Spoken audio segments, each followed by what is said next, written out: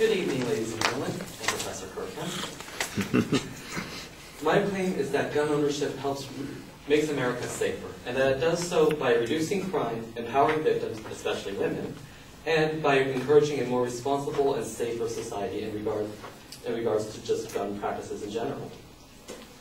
But first, a story. On December 9, 2007, attendees at the Colorado Springs New Life Church were fired upon by a lone gunman. This incident disturbingly similar to the Sikh temple shooting that would occur nearly 5 years later. However, here tragedy was averted when the gunman was shot by a volunteer security guard, Ms. Jean Assam. Ms. Assam was regarded as a hero, and rightfully so, as she saved many lives. She's also by far not the only one. According to a 1994 Department of Justice survey, there are 1.5 million cases of self-defense gun use annually.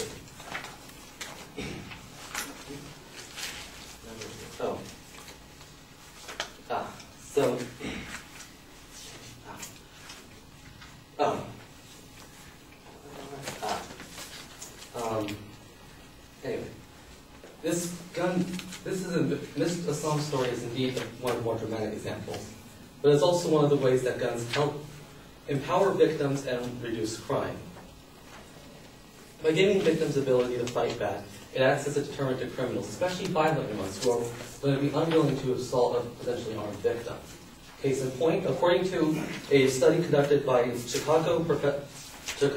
of Chicago law professors John Lott and undergraduate David Muster, in a period of 15 years spanning from 1977 to 1992, concealed carry laws reduced murders by 8.5%, rape by 5%, and aggravated assault by 7% in counties where they were passed. The ability for guns to empower the victims is especially important to women, in particular because they are targeted for violent assaults like rape, especially disproportionately to men. In addition to this, though, they are, according to a National Crime Victimization Survey in 2008, the rate at which women can escape unharmed from such assault is 1.28 as opposed to 2.83 for men. The ability for guns to empower women is why more women today are seeking gun ownership. According to a Gallup poll, 23% of women respondents have reported that they are now gun owners. And this is up 10% from 2005. The ability of unarmed women to reduce murders is 3-4 times that than that of an armed man for reducing murders on men. As such, gun ownership is crucial to women empowerment. Even police officers realize the need for unarmed citizenry to ensure safety.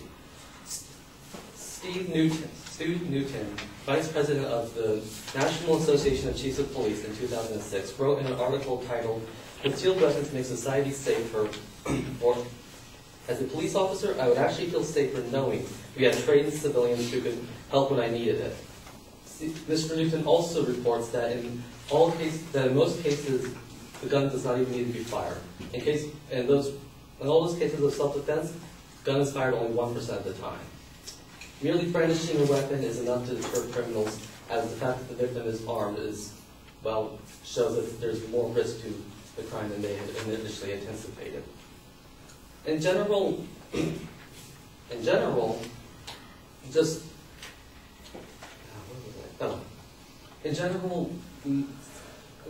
more gun ownership would ensure that people are more familiar with guns and both the dangers and the applications they pose. This better recognition of the weapon would make society safer and more responsible. And for this, the deterrent effect and the empowerment of victims is why I say gun ownership makes America safer.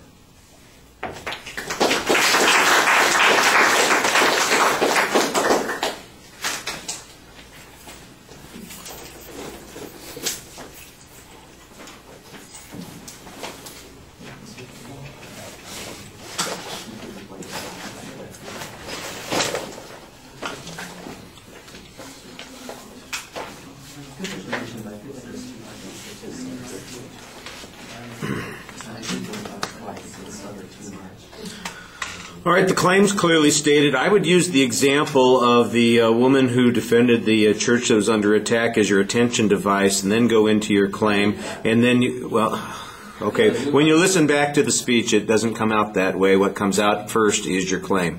So I would use the speech, the example as your attention device, then give your claim and the preview. As you're going through the preview, it's relatively clear, but it does feel a little bit rushed. Your secondary points, when you get to them, if we were listening during the preview, we know what they are coming up, but as you get to them, I think a little bit of signposting would help structure the speech more for the audience.